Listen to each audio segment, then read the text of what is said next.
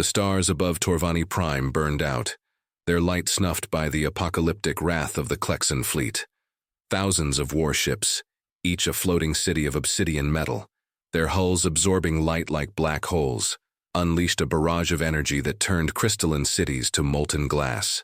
The planet's violet skies boiled, its oceans vaporized, and the screams of a 20,000-year-old civilization faded into silence.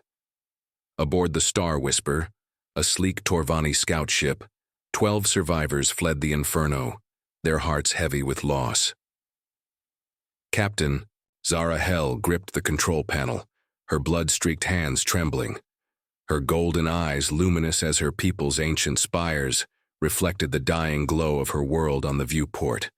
The bridge was a chaos of sparking consoles and sobbing. Crew, the air thick with the acrid scent of burned circuits. "Captain," rasped Navigator Tivren, his bioluminescent scales dim with shock. "Coordinates." "Earth," Zara said, her voice cracking like the planet below. "Set course for Earth." Tivren's head tilted, confusion rippling through. His markings. The human world, they're barely spacefaring. "We warned them once, years ago, about pirate raiders," Zara replied, her gaze fixed on the stars. "They listened. They fought. Now we owe them this warning. The Klexan are coming and no one else can stop them." The Star Whisper shuddered into hyperspace, its jump drive whining as it outran the Klexan armada. Behind them, space rippled with the fleet's passage, their ships forming geometric patterns of terrifying precision.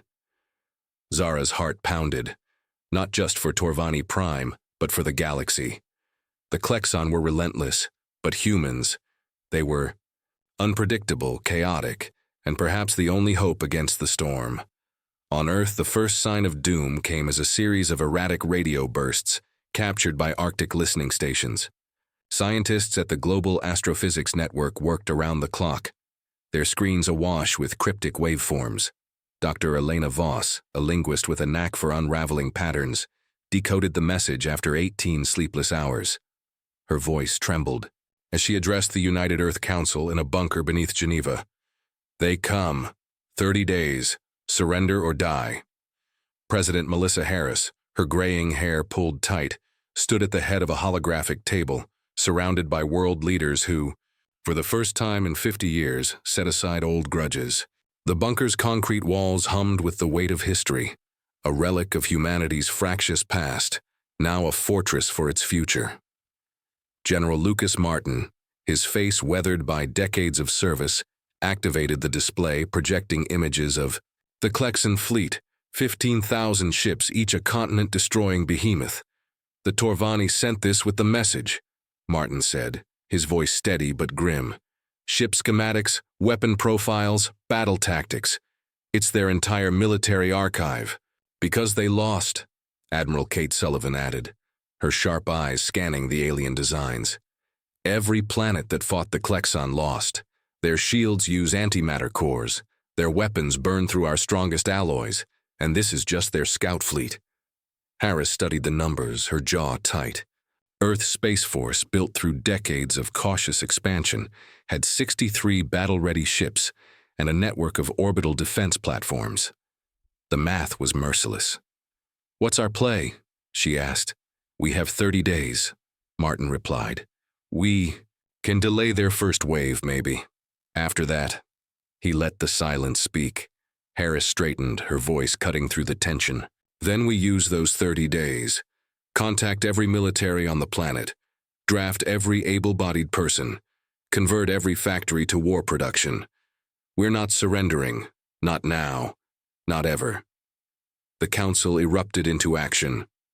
Orders flew across continents, uniting a fractured world. In Beijing, factories retooled for spacecraft. In Nairobi, volunteers trained in makeshift camps. In Houston, Dr. Lisa Chang, an aerospace engineer with a reputation for solving the impossible, pored over the Torvani data with her team. "Their shields operate on electromagnetic principles," she explained, her fingers dancing across a tablet. "They modulate frequencies to block different weapons. If we can disrupt that modulation..."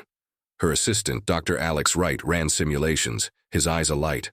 Randomize our attack patterns? Force their shields to recalibrate constantly? Better, Lisa said, a spark of excitement piercing her exhaustion. Find frequencies they can't block. Earth transformed with a speed that defied its history of division. Factories in Shanghai, Detroit, and Sao Paulo roared, producing fighters, railguns, and missiles. Volunteers flooded recruitment centers. Farmers, coders, teachers, all united by a single truth. Humanity's survival was at stake. In Mumbai, a grandmother stitched uniforms beside a teenager assembling drones. In Cairo, mosques and churches became rallying points, their leaders blessing soldiers as factories hummed nearby. Children, too young to fight, contributed in their own way. In Tokyo, 10-year-old Aiko Tanaka drew spaceships on posters, taping them to recruitment offices with "Notsengbi Save Earth." In London, schoolyards became training grounds, where kids learned to spot alien ships in simulations. The world's religions prayed in unison, their voices a chorus of defiance against the void. In orbit, the International Space Station, once a symbol of peace, was retrofitted into a combat command center. Minefields laced Earth's orbital paths, their explosives glinting like deadly stars. Communication satellites were rewired with laser arrays, turning tools of connection into weapons of war. Captain Jake Morrison, a former Marine with scars from Earth's last global conflict, trained the first multi-species combat team, men and women from every continent, learning to fight as one. The Klexan have never faced humans, Jake told. His troops, his voice a low growl as they drilled in a Brazilian jungle. They don't know our history, our wars, our rebellions, our refusal to break. That's our edge. In Houston, Lisa Chang's team worked 20-hour days, their lab a maze of alien schematics and coffee cups. Alex Wright's simulations showed promise. A randomized attack could overwhelm Klexan shields, but they needed a disruptor to exploit unblockable frequencies. We're close, Lisa said, rubbing her eyes. We just need time. Time, however, was a luxury Earth didn't have. On day 20, the Star Whisper emerged from hyperspace near Mars, its hull battered but intact. Zara Hell broadcast a desperate plea. Humans of Earth, the Klexan, are days behind us. Their fleet will not negotiate, fight or die. The message galvanized Earth's resolve. Harris addressed the planet via global broadcast. We've been warned by a people who lost everything. Now we fight, not just for Earth, but for every world the Klexan would burn. The Star Whisper docked at a hastily constructed orbital platform, its crew met by Earth's diplomats and scientists. Zara Hell, her golden eyes hollow with grief, recounted Torvani Prime's fall. Their weapons tore through our shields like paper, she said, her voice trembling. Our cities burned before we could fire a shot. Dr. Elena Voss, tasked with integrating the Torvani, noticed Tavren's bioluminescent scales flicker with suppressed rage. You want to fight, she said quietly. I want to end them, Tavren hissed, his claws flexing. But we're only 12. What can we do? You can teach us, Voss replied. Your data is a start, but your experience, your tactics, your mistakes could save us. Zara agreed, assigning her crew to Earth's war effort. Tavren trained pilots in alien combat patterns, his scales glowing brighter with purpose. Medic Lorin, a Torvani healer, worked with human doctors to adapt their biotech for battlefield injuries. Zara herself joined Harris's strategy sessions, her insights sharpening Earth's plans. But not all Torvani adapted easily. Engineer Kazal, haunted by his family's death, clashed with human optimism. You think you can win? He snapped at Lisa Chang during a briefing. We had 20,000 years of technology and we fell in hours. Lisa met his gaze, unflinching. We don't have 20,000 years. We have 30 days and we're damn good at making the most of it. Kazal's skepticism lingered, but Zara's resolve steadied her crew. Humans are chaotic, she told them. Privately. Their history is a mess of war and invention. If anyone can defy the Klexan, it's them. On day 25, a Klexan probe, bus-sized, its surface pulsing with exotic sensors, entered Earth's orbit, scanning with relentless precision. Admiral Sullivan ordered its capture, not destruction. Lieutenant Dave Wilson, a veteran pilot, led a squadron through cloud cover, evading the probe's laser defenses. They didn't expect weather, Dave radioed, grinning as rain masked his approach. The probe crashed in Nevada's desert, its hull still humming. Recovery teams, led by Captain Maria Sanchez, swarmed the site under floodlights. Inside, they found a data trove, billions of terabytes detailing Earth's languages, cities, and military sites. They've been watching us for months, a linguist reported to Harris. They know everything. Then we change everything. Harris replied, her voice steel. What can we learn from this? Engineers dissected the probe, uncovering power systems and shield mechanics based on alien mathematics. Lisa Chang's team identified a vulnerability. The shield's modulation required constant recalibration, disruptible with precise ultrasound frequencies. By day 27, they had a prototype disruptor, a modified industrial machine that could destabilize Klexon tech at close range. Meanwhile, Zara's analysis of the probe revealed a chilling detail. The Klexon had cataloged Earth's population, marking high-value targets for elimination. They're planning a surgical strike, she warned Harris. Your leaders, your scientists, they'll target them first. Harris nodded grimly. Then we protect our people and hit them where they don't expect. On day 29, a message hijacked every device on Earth. Radios, TVs, phones, even smartwatches. I am War Master Zethor of the Klexon Empire, a mechanical voice intoned, its menace universal. You have 24 hours to surrender. Submit and we will be merciful. Resist and your world will be ash. In the Geneva bunker, the council debated. Surrender means slavery, General Martin said. Their footage shows planets burned to nothing. They're not hiding their fleet, Sullivan added. They think we're too weak to matter. Harris stood, the weight of 8 billion lives on her shoulders. Send this reply, she ordered. 3 words, come and take it. The defiant message, echoing humanity's rebellious past, went out on all frequencies. As it transmitted, sensors detected the Klexon fleet dropping out of hyperspace near Pluto. 15,000 ships, their hulls blotting out the stars. On the Ravager Prime, Zethor studied Earth's response, his crystalline eyes narrowing. Primitives, he muttered. They'll learn. The invasion began over Australia, where 3 Klexon scout ships, silver wedges the size of cargo planes, descended through the dawn sky, their shields glowing blue. Lieutenant Dave Wilson, in his fighter jet, watched from 30,000 feet, sweat beading on his brow. Weapons free, Sullivan's voice crackled. Hit them with everything. Dave fired a heat-seeking missile, the warhead striking the lead ship's shield in a blinding flash.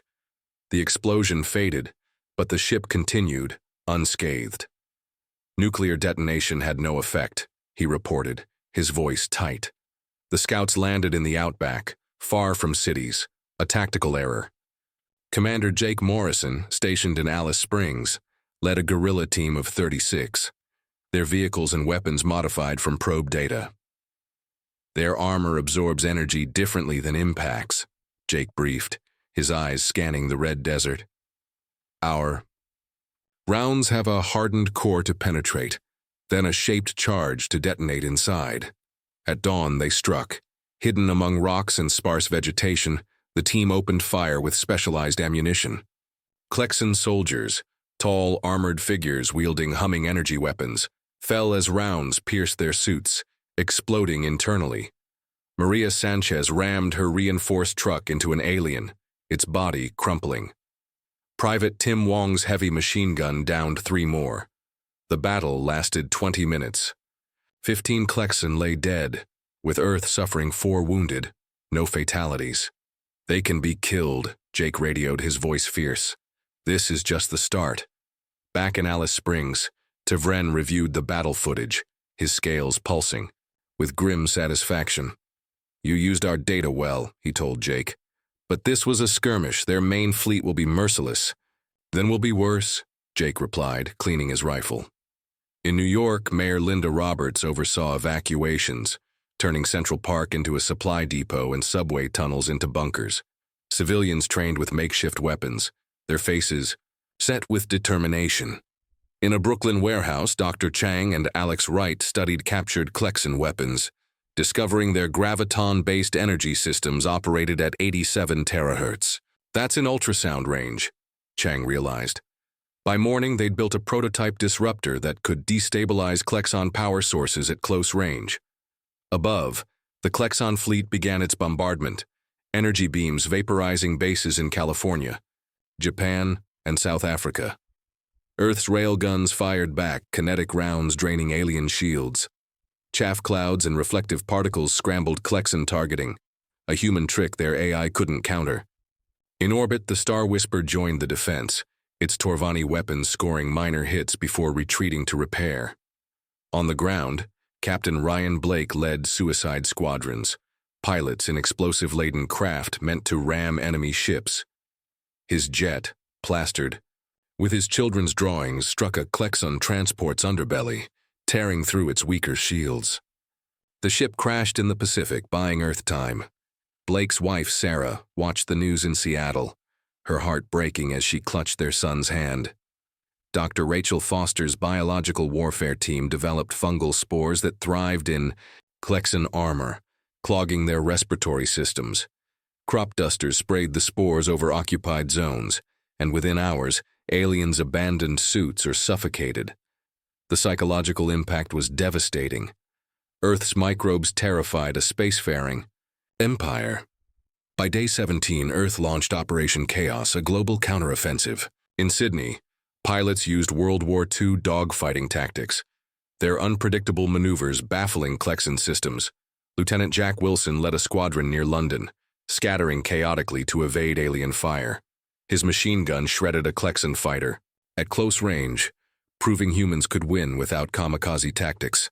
In Paris, subway workers collapsed tunnels on alien bases, trapping Klexan units. In Rio, guerrillas ambushed patrols in favela mazes, using zip lines and rooftops to outmaneuver armored foes. In Moscow, General Mikhail Volkov mixed military units with civilian volunteers, creating chaos in Klexan landing zones. They expect formations, he told his staff. We give them shadows. On the Ravager Prime, War Master Zethor watched his invasion falter. They fight like ghosts, a general admitted, his crystalline voice trembling. Our computers can't predict them. Zethor's eyes narrowed, his mind grappling with an enemy that defied logic. Double the bombardment, he ordered. Break their spirit. But Earth's spirit was unbreakable. In Beijing, Dr. Wei Jiang developed a fungal variant that grew in Klexan suit joints, forcing aliens to abandon armor or suffocate.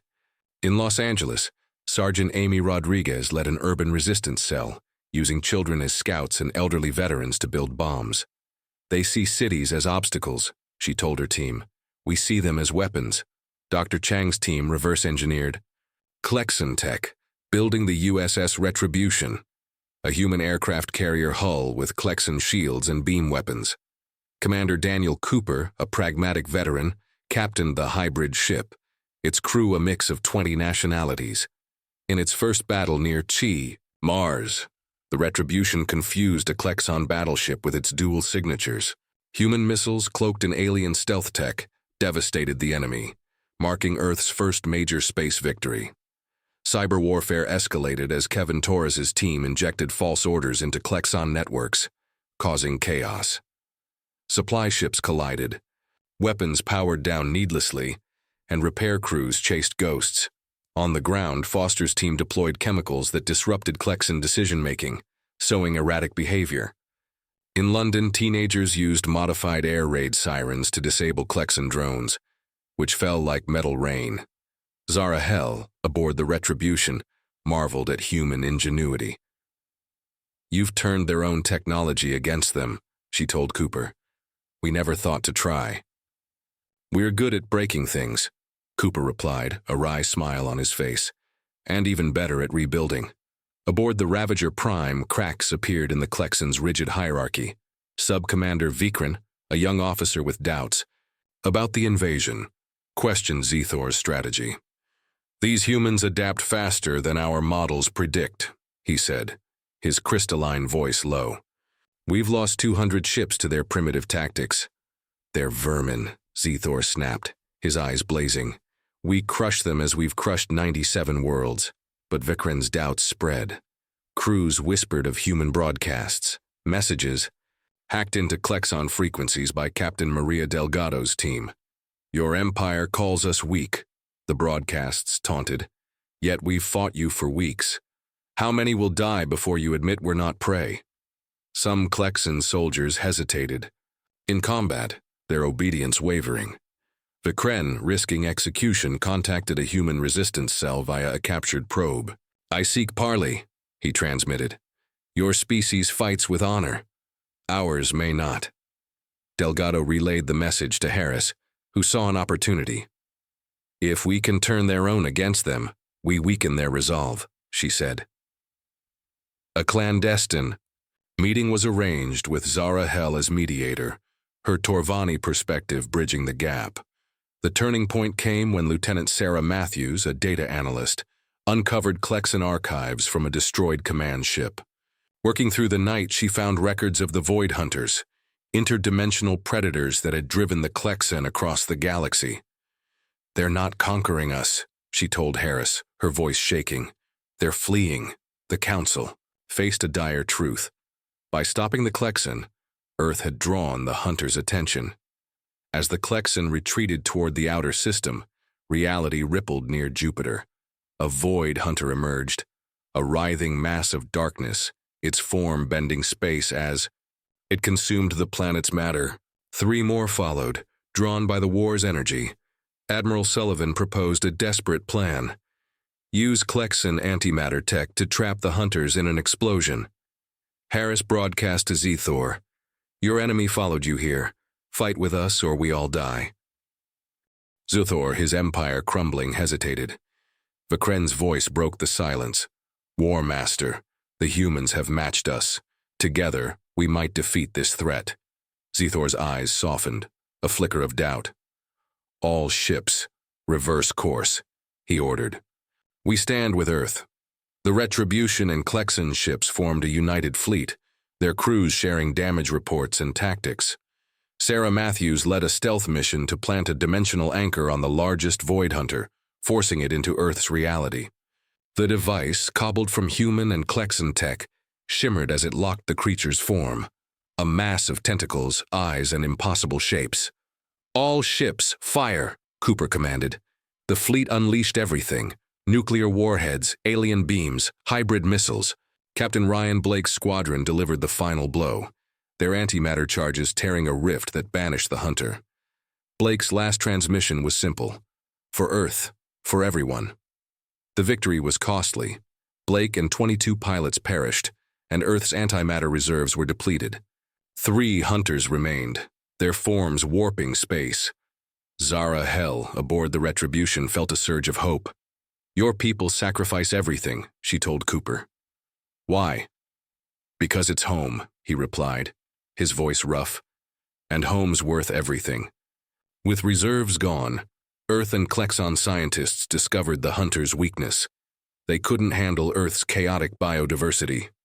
Dr. Chang, working with Klexon physicist Tazal, found that recordings of children's laughter, city, sounds and animal calls disrupted the Hunter's dimensional phasing. It's sensory overload, Chang explained. Their minds can't process our world's messiness. Hybrid ships broadcast these sounds while Klexon warships fired, driving the Hunters back through dimensional tiers. In Tokyo, Aiko Tanaka's recorded laughter played on a loop became a weapon, her voice echoing across the void. I helped save Earth, she whispered, watching the skies clear. On the ground, Amy Rodriguez's resistance cell used analog radios, immune to Klexon jamming, to coordinate attacks. Aboriginal trackers in Australia taught ghost units to evade detection, merging ancient survival skills with modern tech. We walk the land like our ancestors, Rodriguez said, her eyes fierce, and we strike like demons. Vikren's defection proved pivotal. Meeting Zara and Delgado in a neutral asteroid belt, he shared Klexon fuel depot locations behind the moon. My people are wrong, he said, his voice heavy. We've destroyed worlds to escape the hunters. You fight for yours.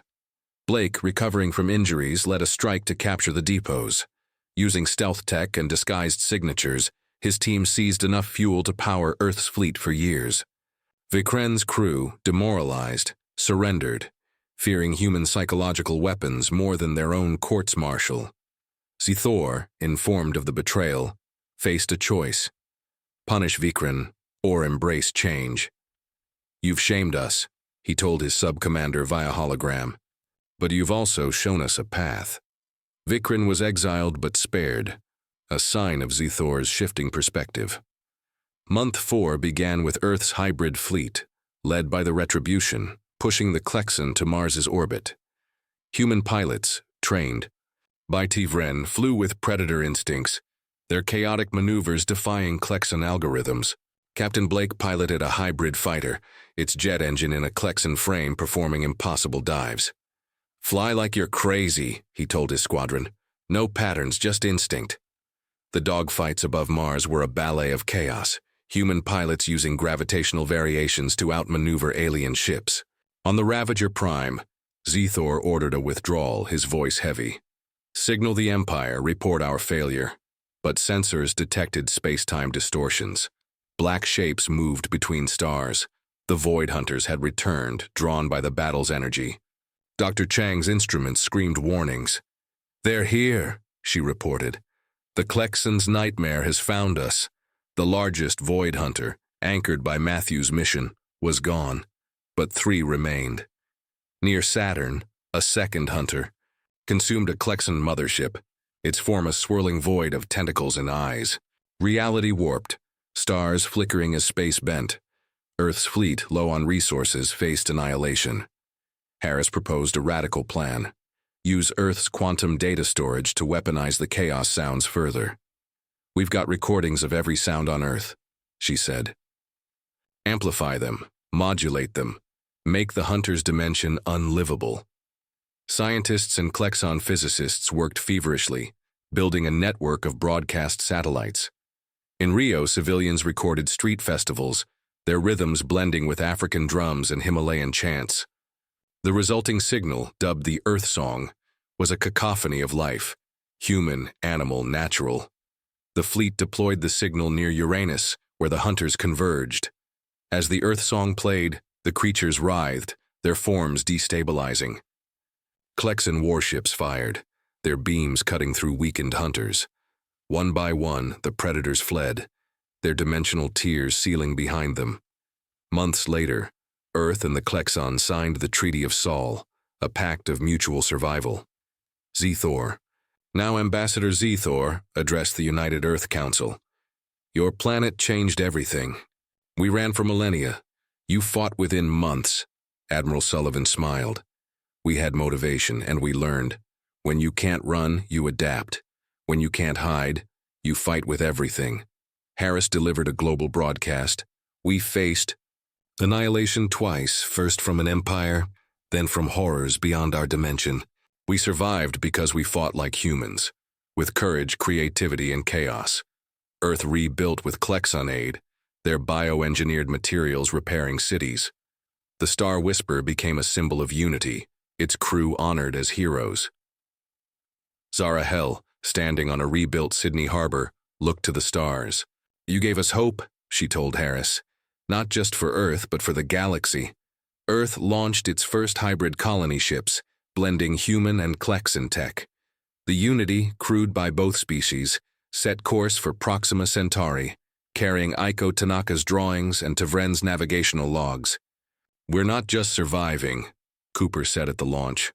We're thriving.